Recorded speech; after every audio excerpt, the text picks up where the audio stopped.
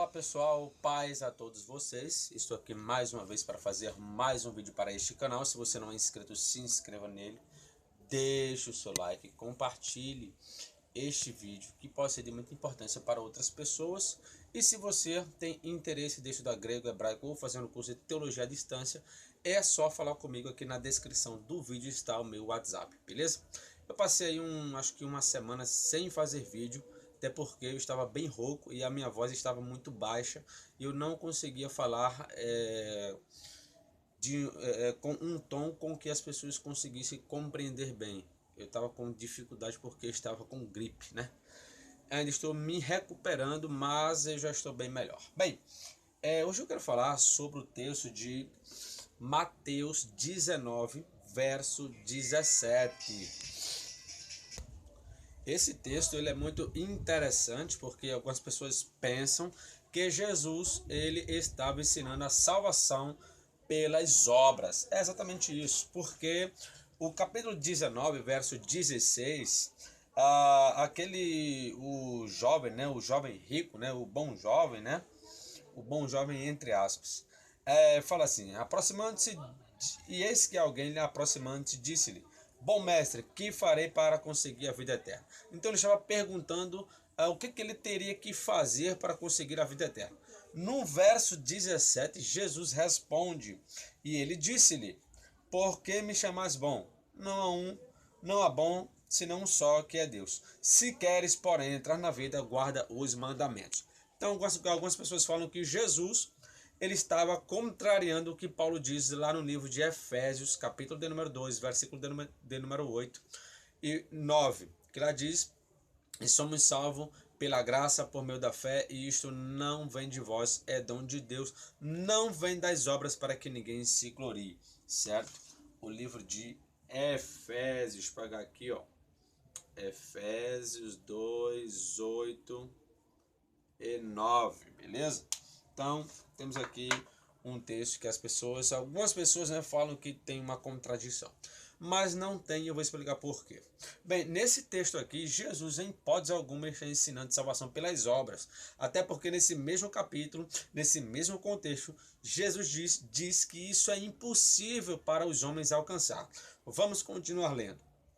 Aí, no verso 18, né, ele pergunta quais são esses mandamentos, né? Jesus diz: não mate, não adultere, não furtarás, não dirás falso testemunho, honra pai e mãe, papapá.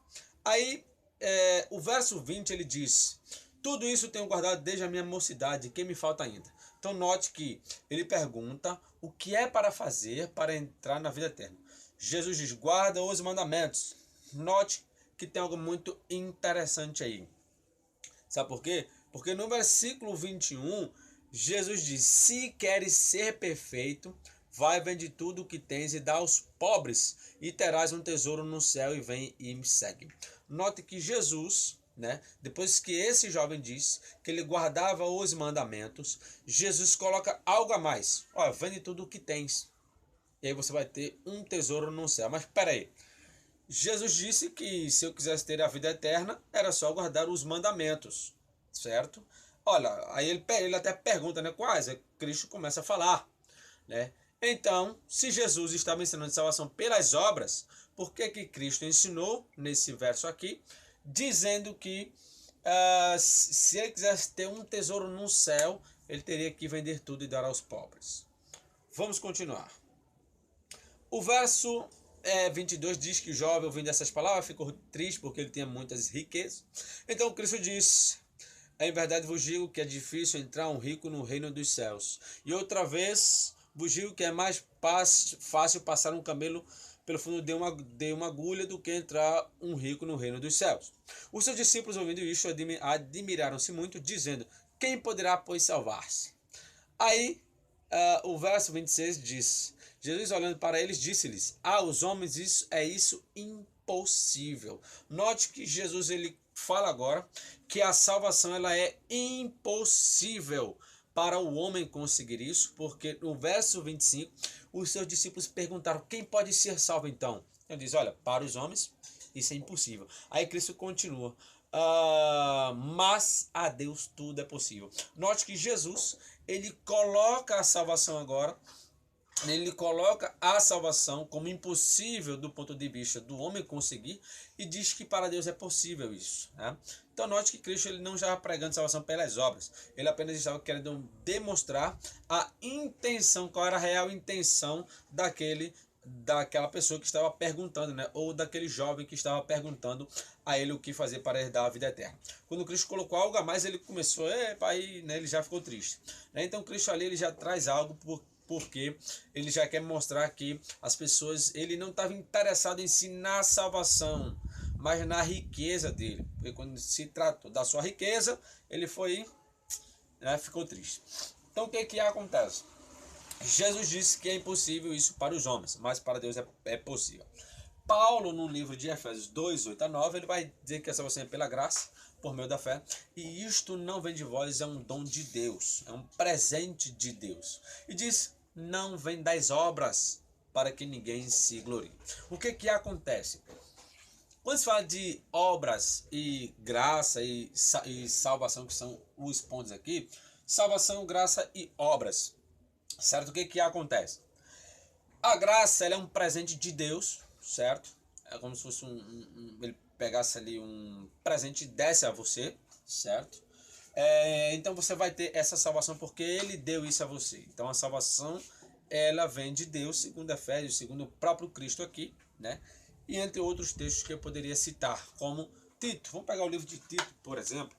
Esse texto ele é muito interessante, que é Tito 3, verso 5. Ali diz que Deus, ele nos salvou, não foi por algo bom, não foi porque a gente fez algo bom, não, mas sim pela sua misericórdia. Ou seja, a salvação não depende do que eu faço, depende do que Deus faz. Então, ele ali diz que ele nos salvou não foi por algo bom que nós tivéssemos feito, mas sim pela sua graça. Então, Tito, Efésios vão confirmar isso e o próprio Cristo ele vai dizer que a salvação é impossível aos homens para ele conseguir aquilo. Então, o que acontece?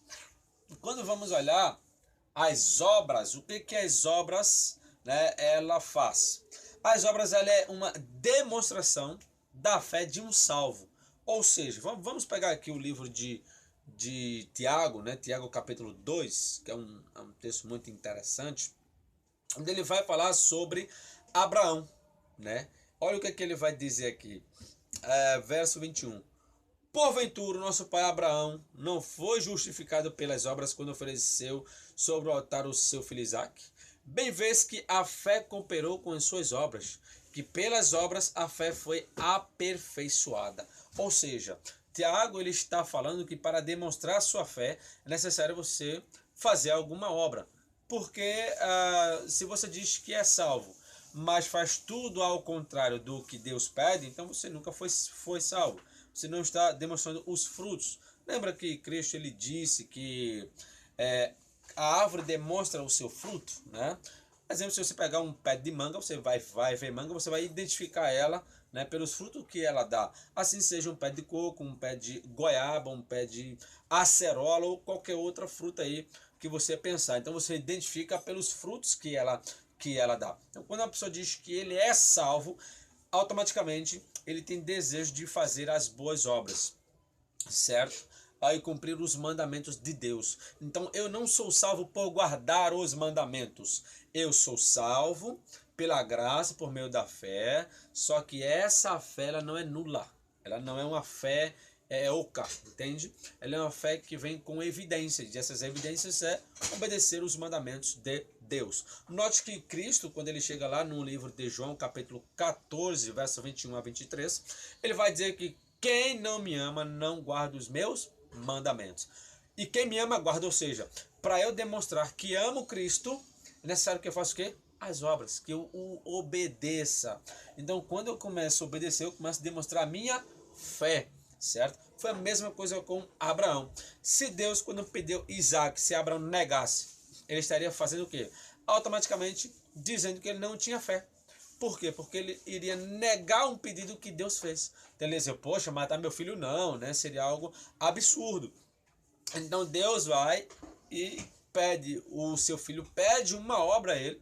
Então Abraão vai lá e faz. Quando ele ia fazer, né, ele ali demonstrou a sua fé. É isso que Tiago ele vem aqui falando no seu livro. Então ele vai dizer que a fé de Abraão cooperou com as suas obras, as obras cooperou com a fé.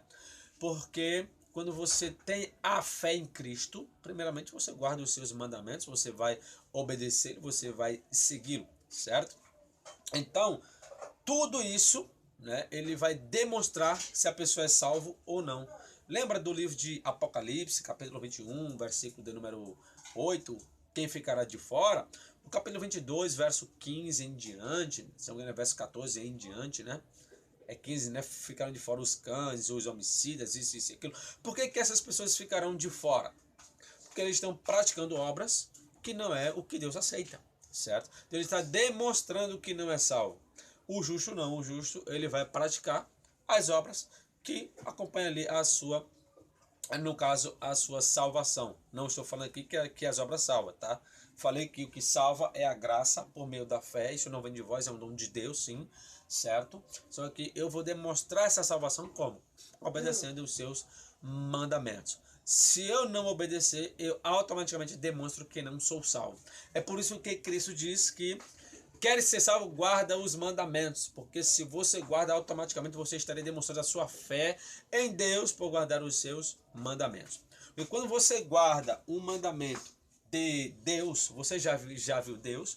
Não. Então você está guardando algo de alguém que você nunca viu e se envolve fé. Então a fé é demonstrada pelas minhas obras, não é as obras que salvam. Sou salvo pela graça, foi Cristo que salvou, tal. Só que eu vou demonstrar que sou salvo pelas obras. Então essa é a ideia. Não é que Cristo em momento nenhum pregou salvação pelas obras, muito pelo contrário. Né? Ele diz que isso é impossível aos homens, como já foi aqui falado. Certo?